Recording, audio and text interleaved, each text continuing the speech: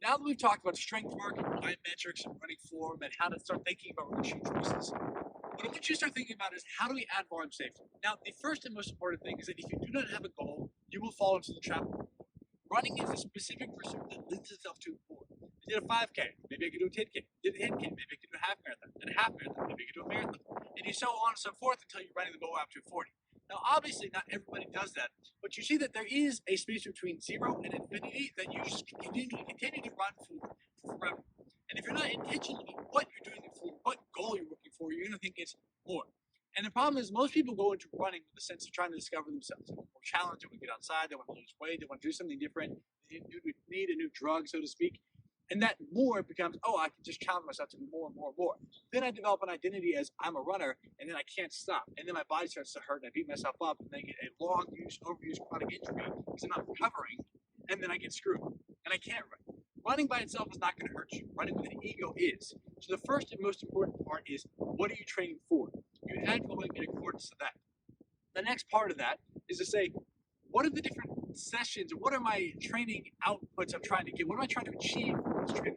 So most people train and they do too hard on their easy stuff and they do too easy on their hard stuff. Meaning they don't go and they train a kind of medium pace run for their long stuff and they do a medium pace run for the intervals. What you want to do is set up intervals so you're going really hard. You're working at that max anaerobic threshold. And then your slow, long, steady runs are slow, long, and steady. The top distance runners in the world do really low and slow running. Still on the forefoot, still bouncing, but it's a very easy pace, conversation pace they can walk. They're just getting steps in. And then on the other end, when they do intervals and speed work, they're going for it. They're working their heart rate. They're trying to get up to that zone 3, zone 4, zone 5. They're pushing, depending on what they're trying to do. And then finally, you have the strength training type, which is the plyometrics work and the strength training in the gym. That's going to develop your foundation, you know, a strong frame. So those are the three outputs. Am I training for strength and plyometric capacity? Am I training for cardiovascular capacity? Or am I training for just volume? You have to separate those, and they each have a different intention and a different intensity. And if you mix those up, you will run into the problem where you're doing a bunch of everything and you're getting no benefit and you're going to get hurt. So adding volume is about understanding, how am I training? This is where a good coach and experienced mentor can be invaluable for you because they can walk you and say, that's smart, that's not, let's stay here. So as a broad overview, you want about 1 to 2 longer runs per week, but you're going to mirror anywhere from 50 to 100% of the race with the distance you're trying to do if you're doing a competition. You're going to have 1 to 2 sessions of strength plyometric work. So this is going to be harder single leg jumping. And if you're going to add in the gym session, that's going to be good as well. So that's going to be 2 to 3 sessions a week of plyometrics, strength work, something along that's going to build the frame of your body. And then 1 to 2 sessions of speed work. It's going to be intervals. It's going to be interval threshold, hill sprint, stuff like that. That's going to fill out a good 5 to 6, 7 training sessions a week. First is the full foot splay stretch. So you're going to get down, look at your toes, spread your toes out in such a way that they're all in contact with the ground. You're going to drive, you put your hands, you're going to take some of the weight off and spread that out. So you see how I'm putting the entirety, all of my toes on the floor, and I'm just rocking back and forth and trying to get some length and distance in that. I do it with both feet on the ground, and I'm just shifting my weight forward and backwards. Eventually, as I get better, I want to be able to get my hands off the ground. I'm just pushing through my toes. This will take some time to get to that point, but I'm just thinking I'm in this position, so I can start to think one leg at a time. I'm shifting, I'm staying upright. This is going to get me stronger and get some of this length back in this tissue once I finish running. Once I finish that, I can pop over and do the same length for the top of the foot. So letting the foot go across in this, from the big toe around the outside is this line of tissue. I'm not trying to go straight down, I'm going across.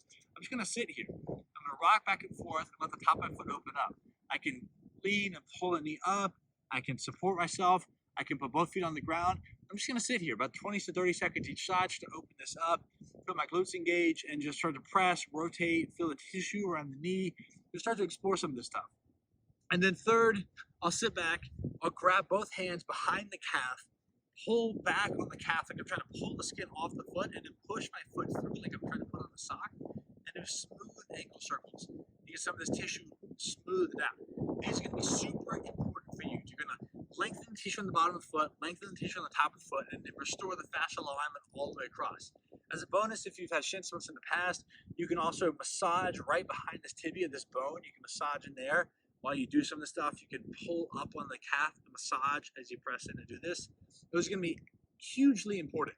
And then a extra bonus, when you're sitting down tonight after running, take your hands between your toes, start to work on a hand-foot glove, try to get some of this motion here in the tissue in between your bones, and play around with these different positions of your foot and toes. Try to restore some of that stuff. That's going to be incredibly valuable because once you do a ton of steps on your feet, you're going to be beat up. Adding volume safely has three parts. Understand your goals and objectives so you're training within that. Finding a coach that can help match that volume and distance. You're not undertraining for a marathon or overtraining for a 5K, for example. Then breaking apart to the three different things. Strength, foundational basis with plyometric and strength work, cardiovascular output with high intensity speed work, and then volume, low intensity volume for the lower legs and the tissues with long steady distance, and then finally making sure you get your cool down on points and you're recovering and getting your tissue ready before you go to the next run.